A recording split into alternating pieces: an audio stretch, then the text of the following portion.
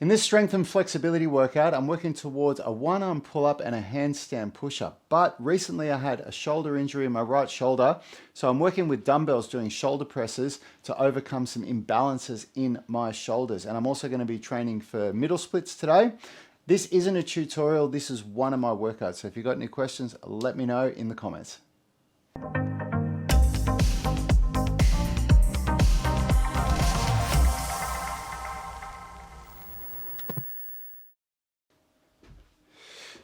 Oh man, I am really tired at this point in the day. This is my second workout today, so I've already done my handstand hanging mobility and flow workout this morning. And we've been recording podcasts today. I've had back-to-back meetings. It's 3:15 p.m. now.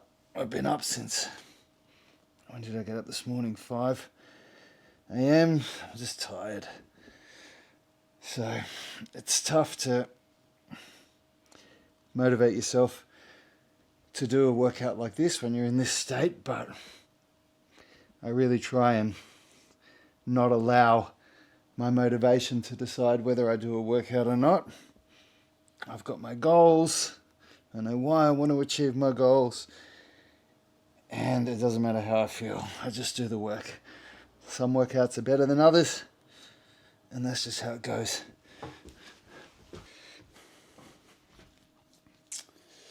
Just ordered myself a pull-up band so that I can do band pull-aparts again. I haven't been able to do band pull-aparts for a while, and I really like them in a warm-up, for my warm-up. This is for rotator cuff neuromuscular activation. So basically it's just priming the rotator cuff for the workout, and it's really hard to do with good technique. It's really easy to do if you just go like that, but that's bad technique. You got to keep your arms vertical, and it starts to get really hard about here, and you got to keep your shoulders depressed, your scapula depressed. Oh. All right, so now I move into some workout specific warm-ups, and because I'm doing shoulder press today and I'm not doing calisthenics, you can actually warm up pretty well by doing a 4-3-2-1 warm-up. So if I was doing calisthenics, I'd do a lot more before I started actually doing the calisthenics, but the nature of starting at a light weight is a warm-up itself. So you can get away with it with dumbbells.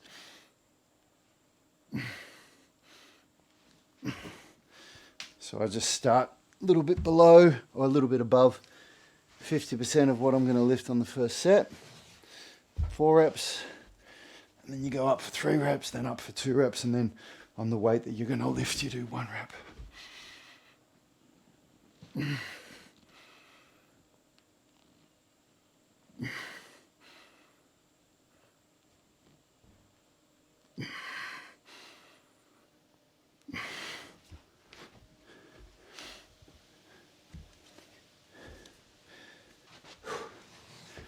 All right.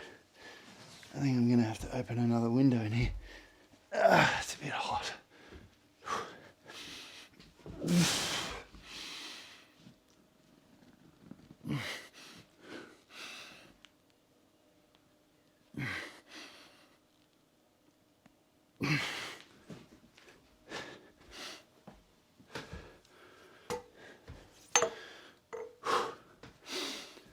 All right, last warm-up set for the shoulder press.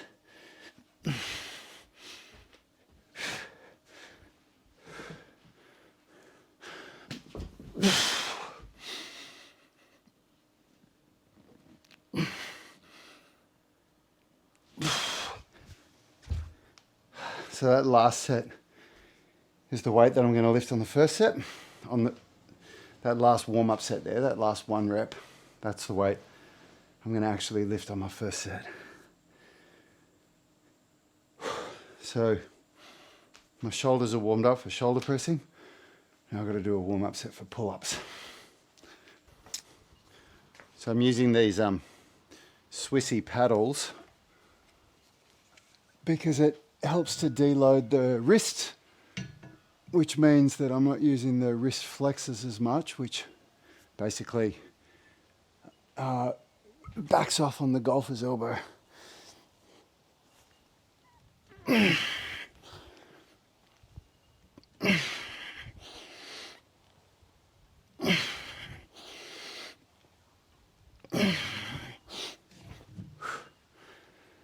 All right, all warmed up, ready to go.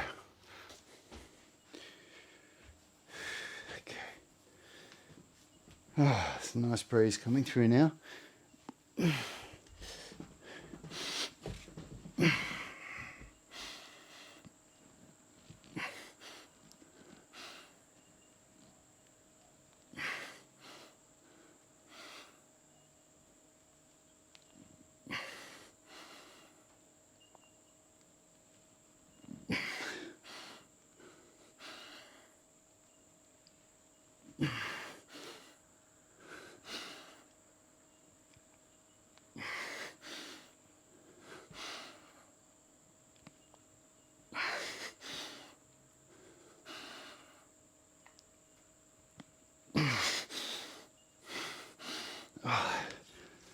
Oh, I feel that so much more on my weaker side, which is the idea, you know, using dumbbells to overcome a structural imbalance.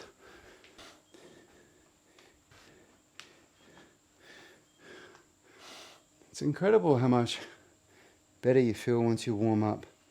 Like, I'm still really tired, but now that I've warmed up and gotten into the workout, I feel more motivated. You know, I just felt it would have been so easy for me to skip this workout today and just go, nah, too tired.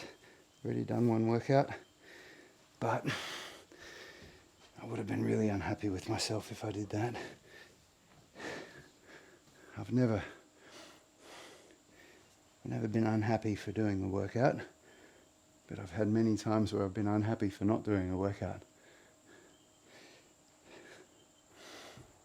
So I always do some lower body flexibility between my upper body strength training. This is how we do it in the UMS, the Unified Movement System, because it's just the most efficient way to get strong and flexible.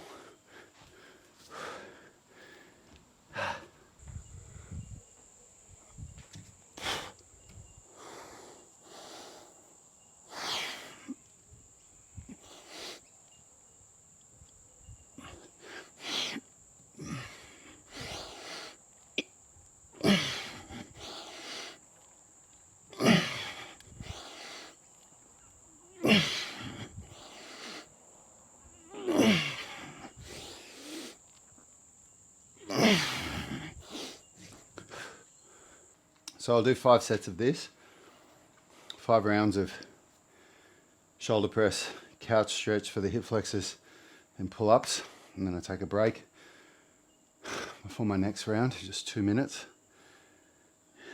So 5 rounds, 8 reps, that gives me 40 reps total volume. Then I move into supplementary work, and so I'll get up to 70 or 80 reps per muscle group with supplementary lifts that you'll see me do. So I'm going to do some dumbbell lateral raise with some lat pull downs.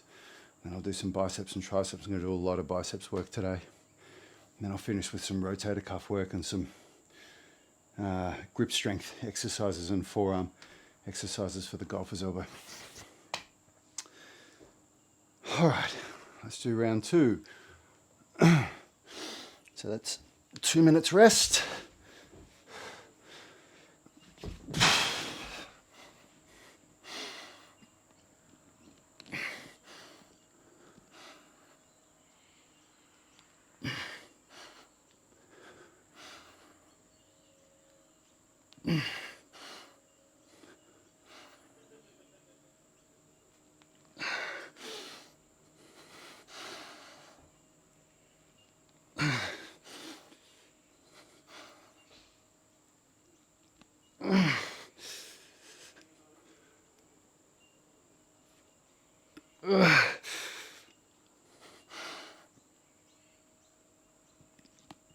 Oh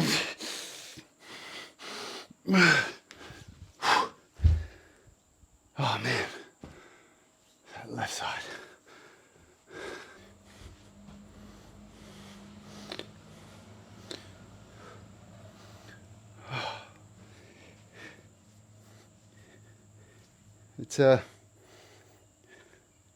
It's definitely easier for strength training when you just rest between sets, but then you don't get as much flexibility work done. So although it's more challenging, makes the workouts harder, it's more efficient, getting more done. And that's really important to me. I want to be strong and flexible. I don't want to just be strong. I don't want to just be flexible. And I used to split my strength and flexibility workouts. And you can do that, but you got to train twice a day. And I do work out twice a day. But my other workout is a bit of flexibility and a lot of handstands and a lot of flow work. So just trying to get as much done as I can in each day.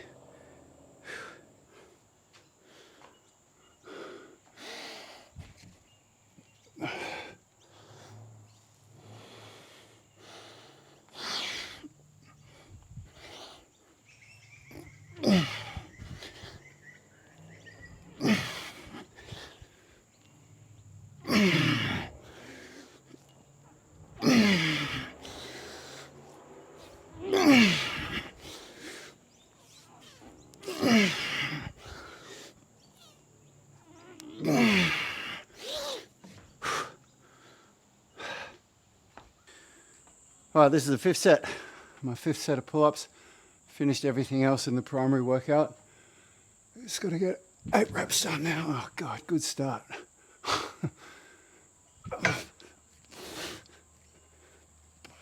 Okay, come on.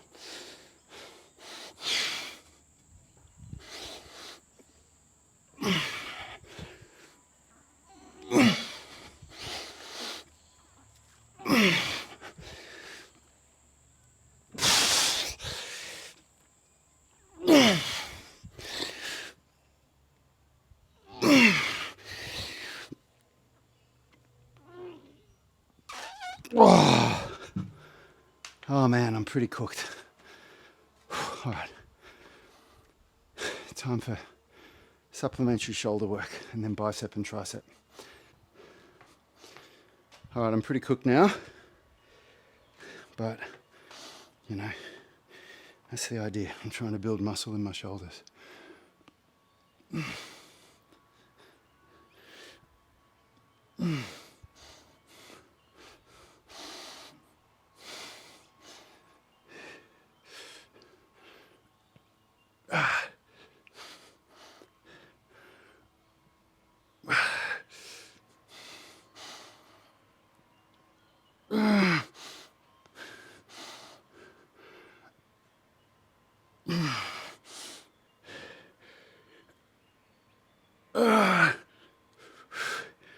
Oh man, I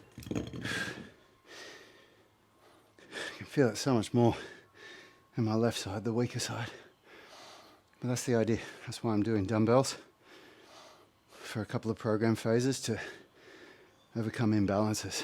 That's how you do it, with unilateral exercises instead of with barbells or calisthenics, because that means the stronger arm's always going to take over when you fail.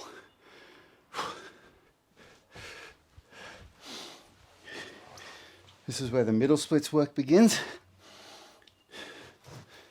So, oh man, my adductors are sore. This is not going to be a good set, this first one.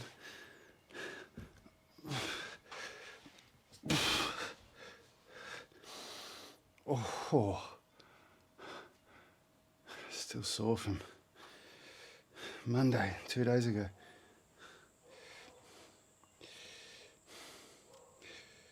Okay, but you can help with that by contracting the glutes. So now from here, I'm going to contract my glutes. This is very hard to do. But it helps to hack the nervous system, so your nervous system basically stops contracting the adductors so much, which gives you increased range of motion, more flexibility. Oh man.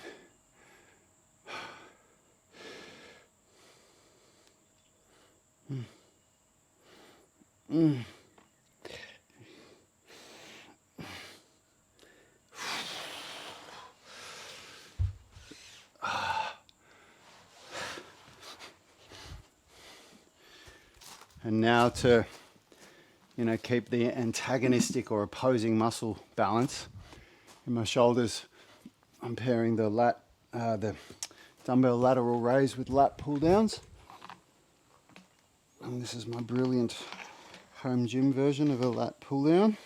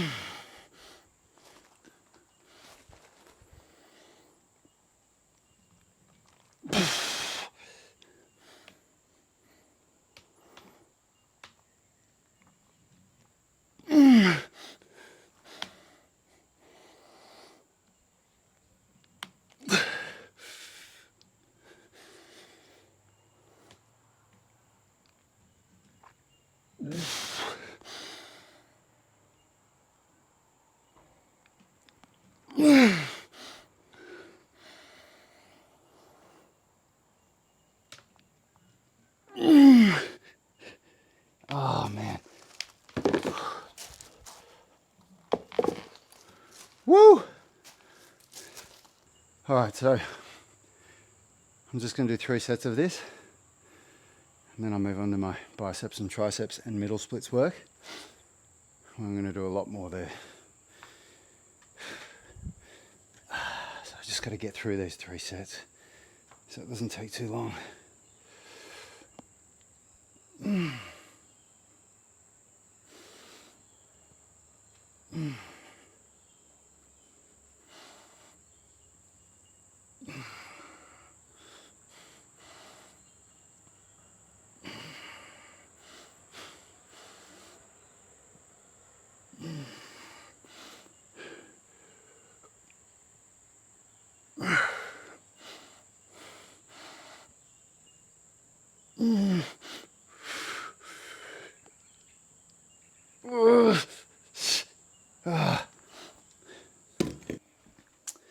Okay, it's time for my bicep curls and tricep extensions now.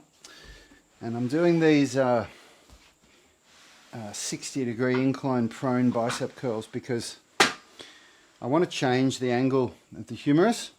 And because the long head of the bicep crosses the shoulder joint, so the short head of the bicep only crosses the elbow joint, but the long head of the bicep connects onto the labrum up there. So it means that the full range of the bicep, it's not just for elbow flexion, it's actually for shoulder flexion as well. So when you do a bicep curl like this and you keep the humerus vertical, in effect you're moving the humerus to like a preacher curl position. So that's why I'm doing this. It's cool. It's a good way to change up the angle, when you don't have a preacher curl. And I'm also doing neutral grip like this just to deload the wrist flexors.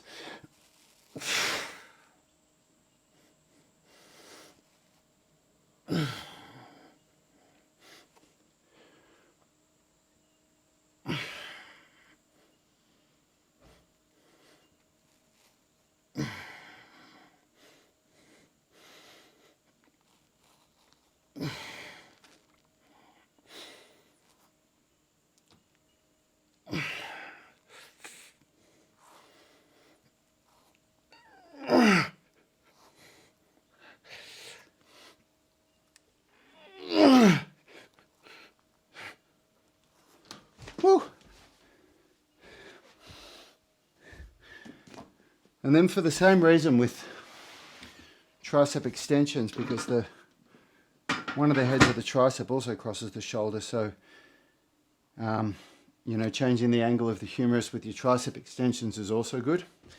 So I'm going to do the same thing with my tricep extensions here. I'm going to go on a bit of an angle. So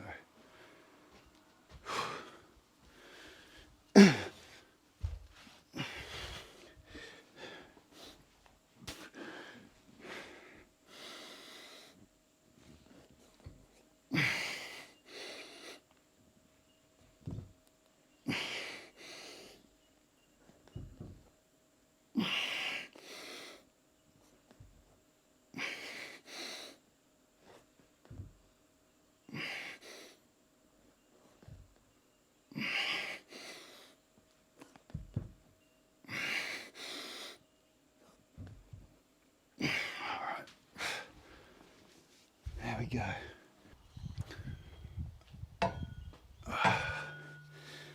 So this one's for the middle splits. This is an end range contraction for the glutes.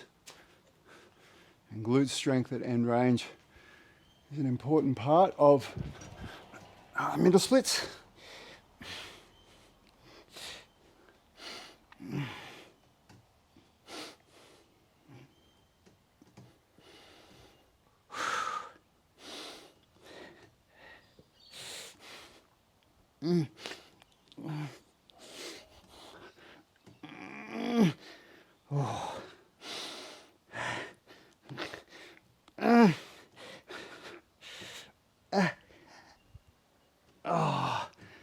Total cramp city. But if you're not cramping, odds are you're probably not doing your end range strength properly.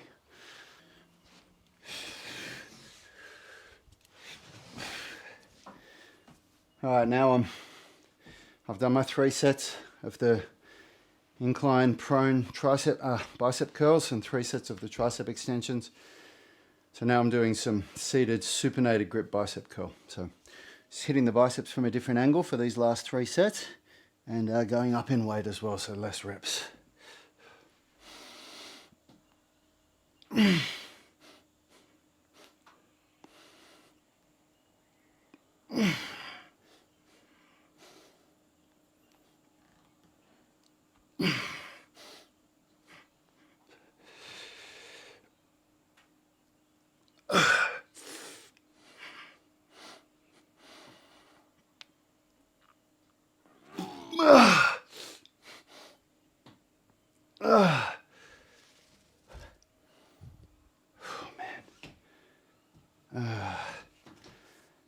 Whew. So I'm really hitting the biceps hard in my current program because the pull-ups use biceps, the lat pull down uses biceps, and then 6 sets of bicep curls. So I'm really trying to turn the bicep is the weak link for me in my pulling.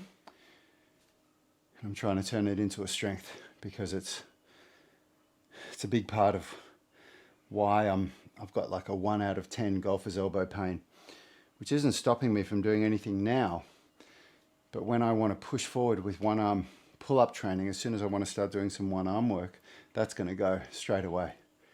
And I've tested it just on some single arm ring rows and it really flares up. So have to take care of it. And yeah, part of that is making my biceps jacked so that they do more of the work and the wrist flexors do less of the work. Okay, here we go.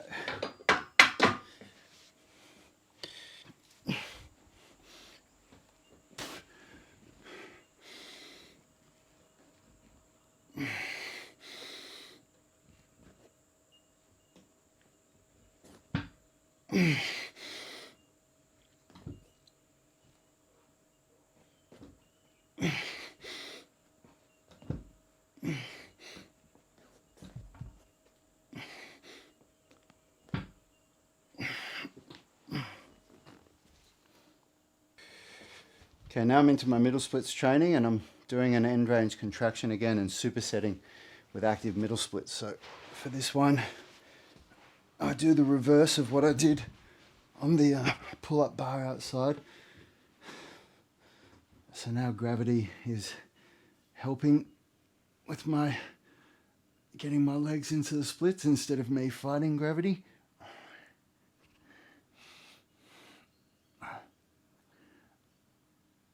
And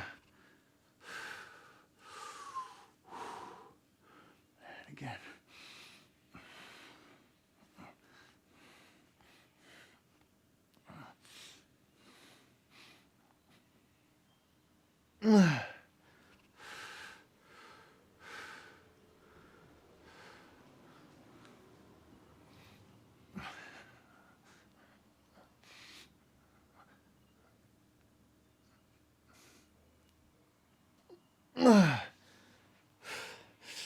And then I superset into the active middle splits. You always got to be careful on your first set. You can never go as far in your first set as you do on subsequent sets. And my legs are really sore today. Oh.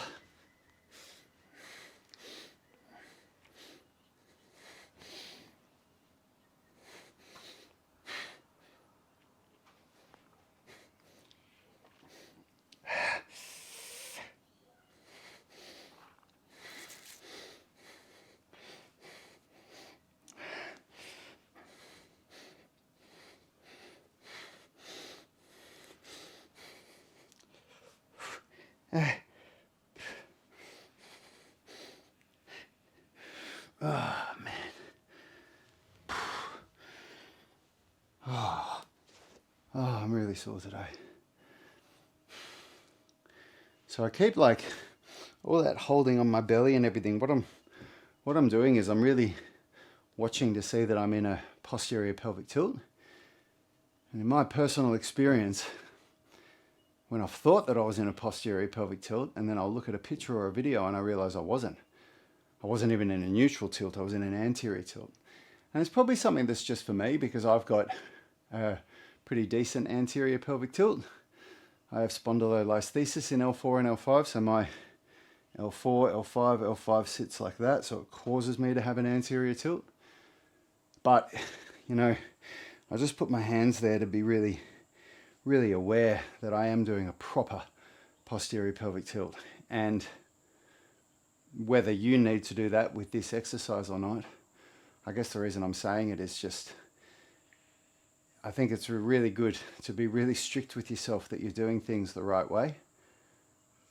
I think a lot of people would be able to get a lot better if they were more critical on how their technique is and what it is that they're currently doing. I think a lot of people allow themselves to be sloppy when they don't have to be. Okay. All right, here's round 2.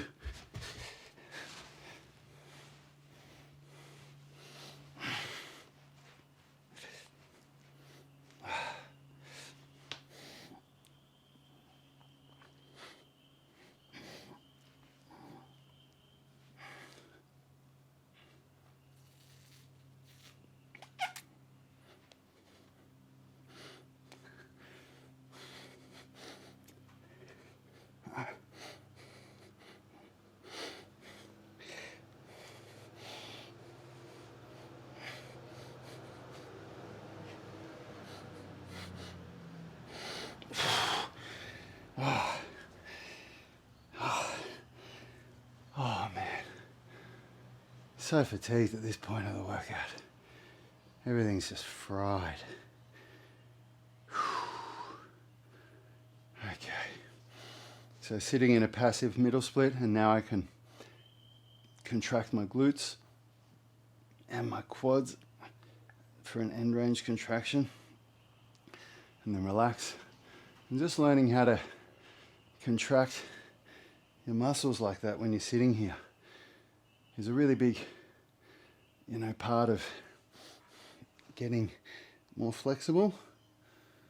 I spent years when I was a teenager, like in prime time for getting flexible, just trying to do the old, you know, open your legs up and try and hold it for as long as you could. And I used those, like, you know, those martial arts things where you pull it in and it pushes your legs out. I got nowhere. I really didn't develop any noteworthy flexibility. And it wasn't until I started learning about contracting the glutes at end range and doing loaded stretching like what I'm doing here. That's when I got my first breakthroughs.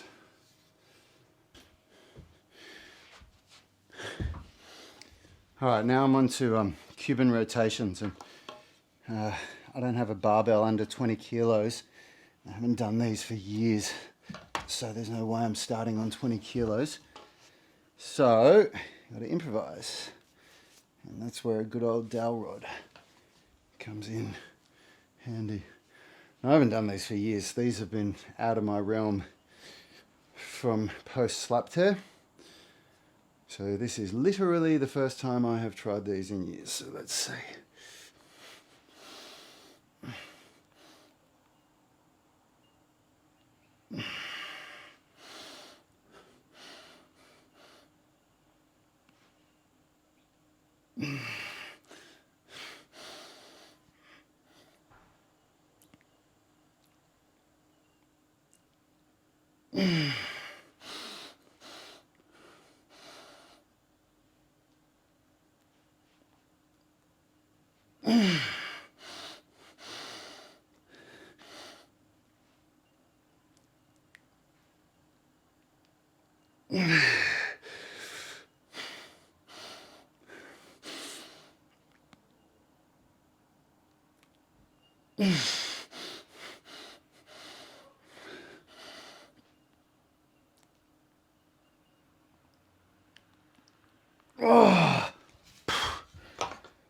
Oh, that was really hard.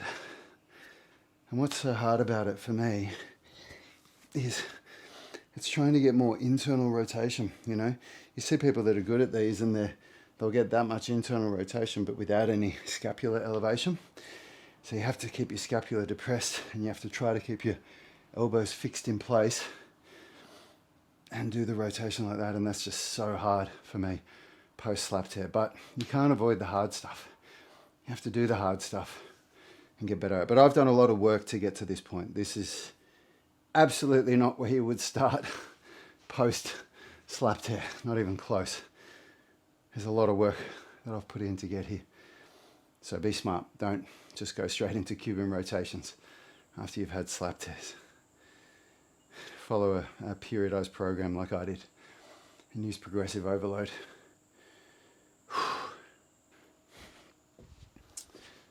All right, now everybody's favorite, grip crushing.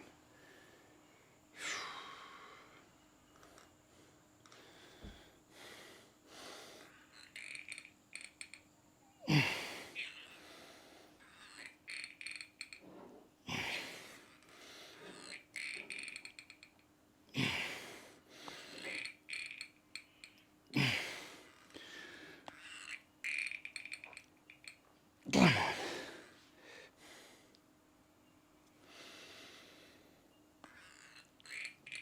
No.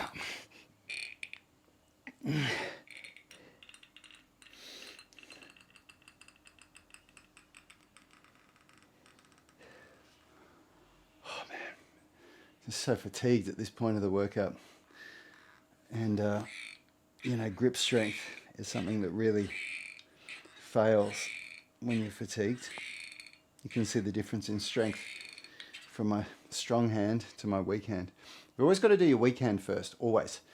So if you've got a weak side, you choose the weight based on what the weak side can do. You do as many reps as you can on that side with good technique, and then you match the weight and the reps in the strong side. Strong side always feels like it didn't get much of a workout, but the imbalance works itself out. If you just try and you always set the weight and the reps by the strong side, the weak side will never catch up and the imbalance will grow. It'll get worse, and you don't want that. Okay, so this is the posing movement.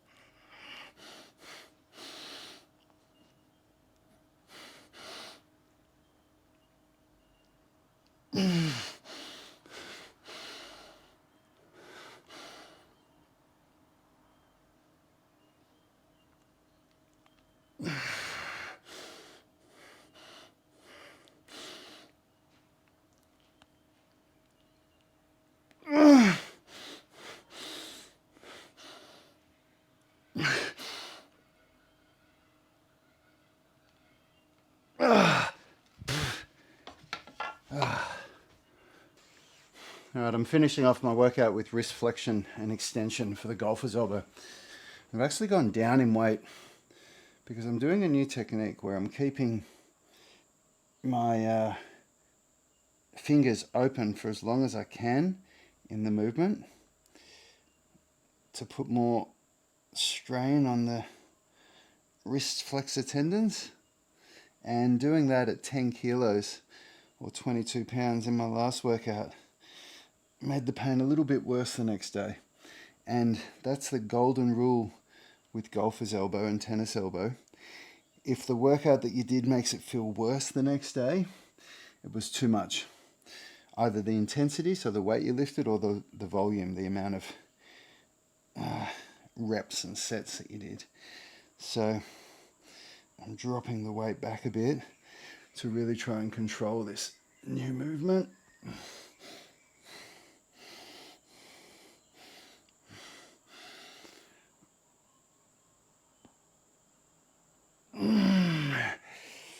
Oh my God. And at this point in the workout, my arms are just stuffed. Everything in my arm's been worked. Oh.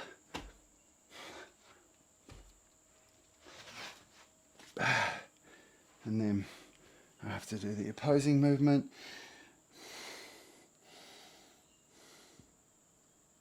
And so I'm doing this just to maintain structural balance in my wrists.